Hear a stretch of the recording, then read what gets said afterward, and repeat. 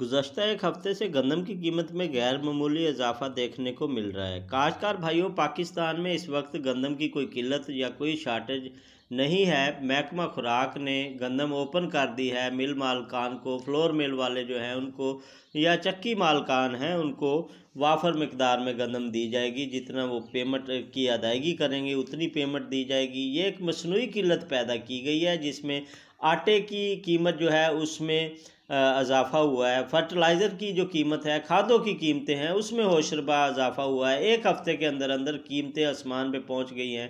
महंगाई हुई नहीं है लेकिन महंगाई की गई है। महंगाई जो की गई है इसके पीछे एक माफिया है, इसके पीछे एक ताकतवर माफिया मौजूद है।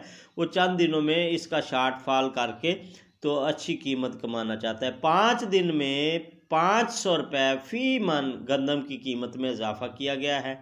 इस वक्त गंदम की जो कीमत है वो तकरीबन 5000 के करीब जो है पहुंच चुकी है।